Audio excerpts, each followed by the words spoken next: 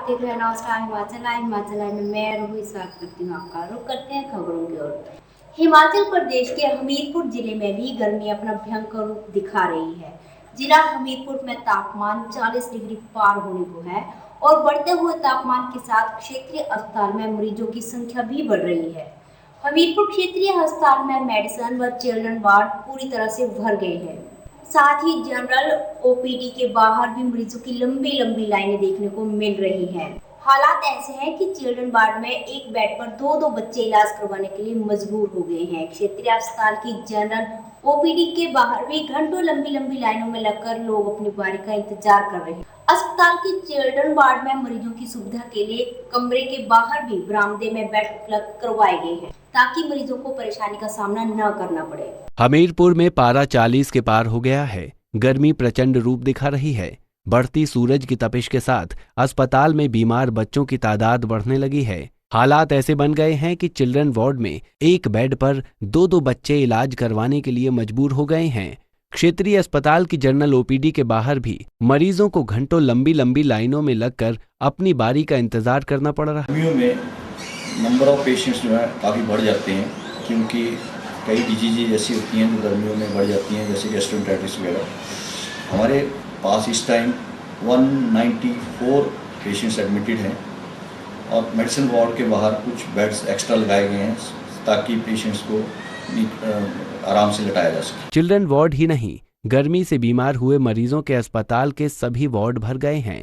हालात ये हैं कि अधिक मरीज होने के कारण कई मरीजों को वार्ड से बाहर बरामदे में ही बेड लगाकर इलाज कराते देखा जा सकता है।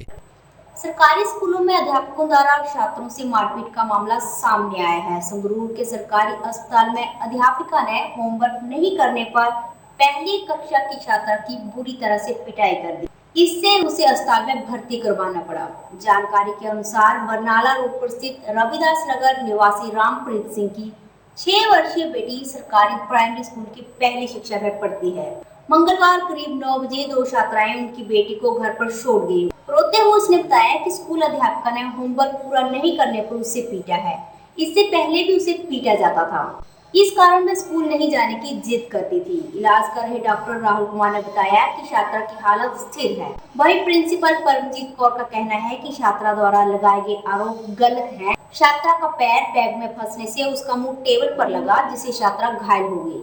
अस्पताल में अपना इलाज करवा रही ये है कक्षा 1 की विद्यार्थी रमनप्रीत, जो कि अपने अध्यापक की पिटाई का शिकार हुई है। पिटाई भी ऐसी कि मासूम बच्ची को अस्पताल में दाखिल होना पड़ा। दरअसल स्थानिक सरकारी स्कूल में पढ़ती रमनप्रीत को सिर्फ इसलिए मारा गया क्योंकि वो अध्यापक के कहने पर उसके पास पढ़ने के लिए नहीं गई थी। मासूम बच्ची के होठों और छाती पर चोटें लगी हैं। जद ਉਹਦੇ ਬੱਚੇ ਨੂੰ ਬੁਲਾਇਆ ਹੋਣਾ ਪੜਨ ਲਈ ਜੀ, ਬੱਚਾ ਉੱਠ ਕੇ ਗਿਆ ਨਹੀਂ। ਉਹਨਾਂ ਨੇ ਮਾਰਿਆ ਜੀ, ਬੇਹੋਸ਼ ਹੋ ਕੇ ਗਿਰ। ਕੀ ਨਾਮ ਹੈ ਜਿਹੜੀ ਮੈਡਮ ਨੇ ਮਾਰਿਆ? ਜਸਵੀਰ ਕੌਰ ਕਹਿੰਦੇ ਨੇ, ਬਾਕੀ ਪੱਕਾ ਨਹੀਂ ਪਤਾ ਹਲੇ ਸਾਨੂੰ। ਇਹ 6ਵੇਂ ਸਾਲ ਚ ਹੈ ਜੀ। ਤੇ ਕਹਿੰਦੀ ਮੈਂ ਦਵਾਈ ਦਵਾ ਕੇ ਘਰੇ ਭੇਜਤਾ ਜੀ। ਜਦੋਂ ਅਸੀਂ ਮੈਂ ਫਿਰ ਇੱਕ ਪ੍ਰਾਈਵੇਟ ਡਾਕਟਰ ਦਿਖਾਇਆ ਵੀ ਮੈਂ ਦਵਾਈ ਦਵਾ ਦਾਂ ਜੀ। ਉਹਨੇ ਸਾਨੂੰ ਜਵਾਬ ਦਿੱਤਾ, ਕਹਿੰਦੇ ਸਰਕਾਰੀ ਹਸਪਤਾਲ ਚ ਲੈ ਕੇ ਜਾਓ, ਵੀ मैं दवाई नहीं। पुलिस ने मामले की जांच करवाने का भरोसा दिया है। जो ਅਸੀਂ ਵੈਰੀਫਾਈ ਕਰ ਰਹੇ ਹਾਂ, ਹਜੇ ਵੈਰੀਫਾਈ ਕਰਕੇ ਜੋ ਵੀ ਜੇ ਉਹਦਾ ਕਸੂਰ ਪਾਇਆ ਗਿਆ ਤਾਂ पढ़ाई न करने के लिए बच्चों को मारना कितना जायज है और कितना सही, इस मामले पर सबके अलग अलग तर्क हो सकते हैं, परंतु इतना जरूर साफ है कि पिटाई खाने के बाद विद्यार्थी पर मानसिक दबाव काफी बढ़ जाता है। गर्मी के कारण प्रदेश में लोगों का बुरा हाल है। कहीं तो लोग पानी के लिए तरस रहे हैं और कहीं पर पानी की बर्बादी हो रही है। ऐसा ही एक नजारा सुंदरनगर में देखने को मिला, जहां पर कहीं तो पानी की किल्लत है और वहीं सुंदरनगर के वार्ड नंबर 10 में मेन पाइप से 6 फीट का फव्वारा निकल रहा है। यह फव्वारा हजारों लीटर पानी को बेकार कर रहा है, तो इसका पानी भी इतना तेज है कि आसपास के घरों को खतरा हो गया है, लेकिन अभी भी आईपीएस विभाग इससे अनजान है। गर्मी के इस मौसम में लोग 2 बूंद पानी को तरस रहे हैं, तो यहाँ देखिए पानी का 6 फीट ऊंचा फव्वारा। पिछले 2 दिन से सुंदरनगर के वार्ड नंबर 10 में पानी सप्लाई करने वाली मेन पाइप से हजारों लीटर पानी बह गया। फव्वारे से निकल रहे पानी का बहाव इतना तेज है कि घरों को ही खतरा हो गया है। लोग पानी से परेशान हैं, तो आईपीएच विभाग चैन की नींद सो रहा है। मुझे तो मेरे मकान का भी खतरा है कि ये कब गिर जाए, क्योंकि ऊपर से इसके चारों तरफ से ये मतलब इतना पानी की रह जाती हैं, कुछ 10-10 फुट आगे गिरती हैं। शहर में पानी की दिक्कत है, लोगों को सरकारी नल का सुबह शाम ही सहारा है, लेकिन पाइपलाइन फटने की वजह से और गर्मी के बढ़ने के साथ ही सरकारी नल भी जवाब दे रहे हैं। वहीं विभाग का कहना है कि पाइपलाइन के फटने की जानकारी मिली है, जल्द ही इसे ठीक करवाया जाएगा। बीजेपी प्रदेश कार्यकारिणी सदस्य विजय पाल सुहारू ने कहा कि HPCA को बुलंदियों पर पहुंचाने में अनुराग ठाकुर का अहम योगदान रहा है, लेकिन कांग्रेस सिर्फ बयानों से सुर्खियां बटोर रही है और कांग्रेसी नेता धूमल पर कीचड़ उछाल रहे हैं। जबकि धूमल के छोटे पुत्र का बचाव करते हुए सुहारू ने कहा कि उन्होंने तथ्यों के आधार पर CM वीरभद्र पर आरोप लगाए हैं। बीजेपी प्रदेश कार्यकारिणी सदस्य विजय पाल सुहारू ने कहा है कि HPCA को बुलंदियों पर पहुंचाने में सांसद अनुराग ठाकुर का अहम योगदान रहा है, लेकिन कांग्रेस महज बयानबाजी कर सुर्खियां बटोर रही है। उन्होंने आरोप लगाया कि सस्ती लोकप्रियता हासिल करने के लिए कांग्रेसी नेता धूमल परिवार पर कीचड़ उछाल रहे हैं। बात है, अनुराग ठाकुर जी ने अपने प्रतिभा और कौशल से ये दिखाया है कि वो हमीरपुर क्रिकेट एसोसिएशन के अध्यक्ष पद से लेकर प्रदेश के अध्यक्ष HPCA के अध्यक्ष से लेकर BCCI के सचिव पद तक पहुंचे हैं और आने वाले समय में हमें पूरी उम्मीद है कि वो BCCI के अध्यक्ष भी बने। वहीं नेता विपक्ष प्रेम कुमार धूमल के छोटे पुत्र अरुण धूमल का बचाव करते हुए सुहारू ने कहा कि उन्होंने तथ्यों के आधार पर CM वीरभद्र सिंह पर आरोप लगाए हैं। CBI और ED की छापेमारी इस बात की पुष्टि करती है। उन्होंने तथ्यों सहित सब डॉक्यूमेंट्स दिए हैं और यही वजह है कि CBI और ED ने वीरभद्र सिंह पे चार्जेस फ्रेम करते हुए उन पे केस भी दर्ज कर लिया है। सुहारू ने सलाह दी कि कांग्रेसी नेताओं को अपना कद देखकर पूर्व मुख्यमंत्री प्रेम कुमार धूमल पर टीका टिप्पणी करनी चाहिए। 10वीं बोर्ड का रिजल्ट आने के बाद सरकारी स्कूल प्राइवेट स्कूलों से पिछड़ते नजर आ रहे हैं। टॉप 10 में एक भी छात्र सरकारी स्कूल का नहीं है। ऐसे में सवाल उठना लाजमी है। करीब 2 दर्जन स्कूल तो ऐसे हैं जिनका एक भी छात्र पास नहीं है। सरकार करोड़ों रुपए शिक्षा पर खर्च करती है, लेकिन फिर भी नतीजे ठीक नहीं है।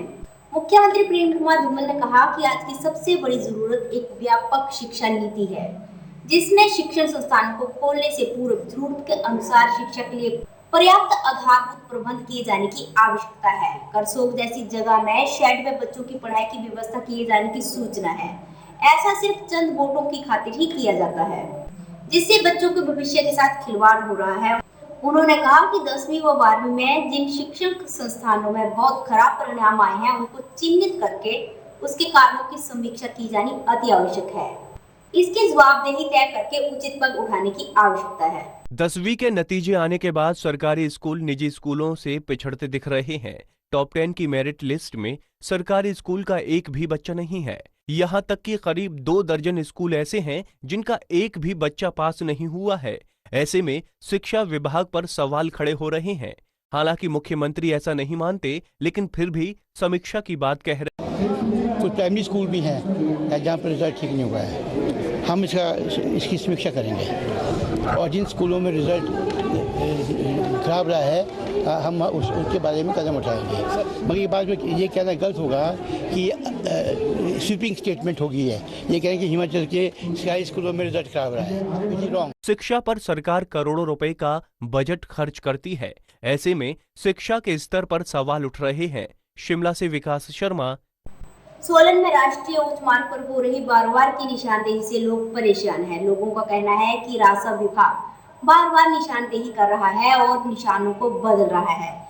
वह अपनों को फायदा पहुंचाने के लिए यह कदम उठा रहा है, जिसका लोग विरोध कर रहे हैं। वहाँ से आप देखिए, क्योंकि और कोई पॉइंट नहीं, आपके लट्ठे में नीचे सारे क्रॉस लगे हुए, क्रॉस लगा दिए। उसका कोई नहीं है कि वो कहते हैं कि ये रिकॉर्ड नहीं है। राष्ट्रीय उच्च मार्ग पर बार बार हो रही निशानदेही से लोग परेशान हैं। लोगों का आरोप है कि राजस्व विभाग बार बार निशानदेही कर अपनों को फायदा पहुंचाने की फिराक में है। हर बार निशान इधर से उधर हो जाता है, जो विभाग की कार्यप्रणाली पर सवाल खड़ा कर रहा है।